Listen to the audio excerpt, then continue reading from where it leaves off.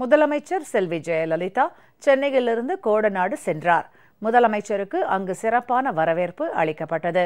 முதலமைச்சர் செல்வி ஜெயலலிதா நேற்று நீலகிரி மாவட்டம் கோடநாடு செல்வதற்காக சென்னை விமான நிலையத்திற்கு வருகை தந்தார். விமான நிலையத்தில் முதலமைச்சர் செல்வி ஜெயலலிதாவுக்கு அஇஅதிமுக அவைத் தலைவர் திரு இ. மதுசூதனன், அமைச்சர்கள் திரு ஓ. பன்னீர்செல்வம், திரு நத்தம் ஆர். விஸ்வநாதன், திரு கே. பி. முனுசாமி, திரு ஆர். வைத்திலிங்கம், திருமதி ப. வளர்மதி, திரு பி. பழனியப்பன் ஆகியோர் மலர் கொத்துகள் வழங்கி வரவேற்றனர். விமான நிலைய பகுதியில் ஏராளமான கழக நிர்வாகிகளும் தொண்டர்களும் திரண்டிருந்து முதலமைச்சருக்கு வரவேற்பு அளித்தனர்.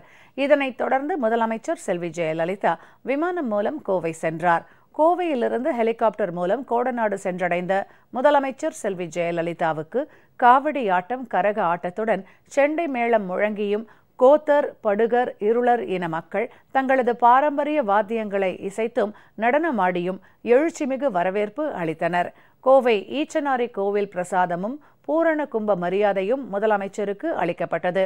நீலகிரி மாவட்ட அஇஅதிமுக செயலாளர் திரு எஸ். கலைச்செல்வன், மாவட்ட அவைத்தலைவர் தேனாடு லட்சுமணன், கழக நாடாளுமன்ற உறுப்பினர் திரு கே. ஆர். அர்ஜுனன், ஆவின் இணையத்தின் தலைவர் திரு ஏ. மில்லர், நீலகிரி மக்களவை தொகுதியின் கழக வேட்பாளர் டாக்டர் சி. கோபாலகிருஷ்ணன், இளைஞர் பாசறை மற்றும் இளம்பெண்கள் பாசறை துணை செயலாளர் திரு சி. எம். விஷ்ணு பிரபு, சட்டமன்ற உறுப்பினர்கள் திரு புத்திச்சந்திரன், திரு ஓ. கே. சின்ராஜ், மாவட்ட இளைஞர் பாசறை மற்றும் இளம்பெண்கள் பாசறையின் செயலாளர் திரு வினோத் ஆகியோர் மலர்கொத்துகள் வழங்கி முதலமைச்சரை வரவேற்றனர்.